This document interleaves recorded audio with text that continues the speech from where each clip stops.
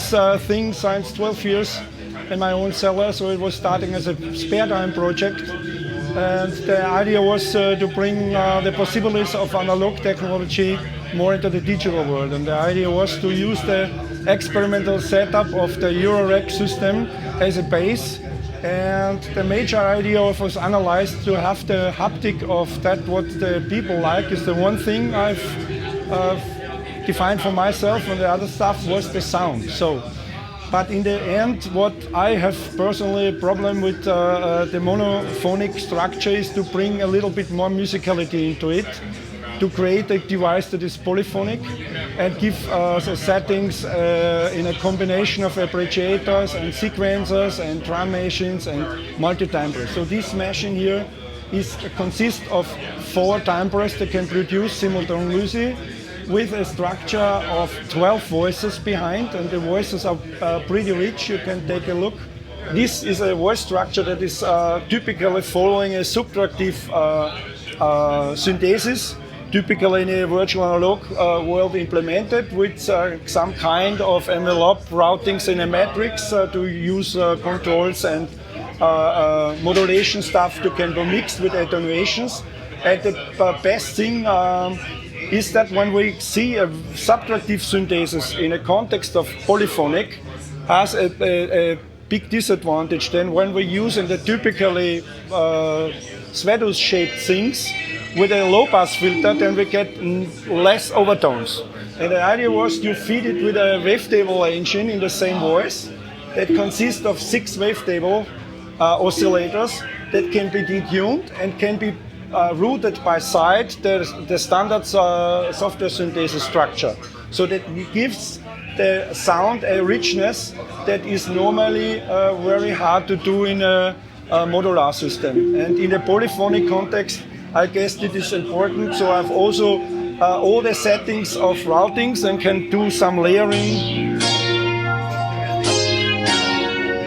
So it sounds rich, has a fundamental, and has also an overtone. And with the help of the wavetable, it's you can make a motion in the sound, because you can the timeline and the envelopes of the subtractive synthesis can be extended with another motion in the wavetable morphing, and this gives extremely movement and motion in the sound.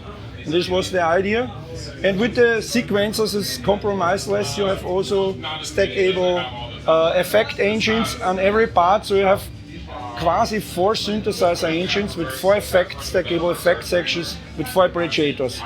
And as an additional thing, I've implemented also a sampler, just a trickle sampler with 32 waves to make some drum stuff possible that can also be running as a second track on the arpeggiator or sequencer. The major concept is when you see here the console, so the sound producing device is just that here, and you can imagine it's alone producing all the sounds what you have heard before. But the point is you can control this typically over MIDI, because when I go to a device, you can also do on a MIDI learn, you can tweak stuff. So typically for making music, it's not necessary to have the control elements. These control elements are reproducing the haptic of a modular world. For sure you're missing the cables, because the cables are still in there in a virtual matrix, for sure. And you have control about all this functionality of the synth directly with this button, and then you can tweak everything here. And also when you put you get exactly the feedback of all the stuff. What you see is what you hear in the other direction. This is I guess the main difference, because this is on a bus system and can be splitted from a sound generation. And you can imagine when you have a DAW with a soft synth, we can also think about that we control with these control modules just the soft synth in the DAW.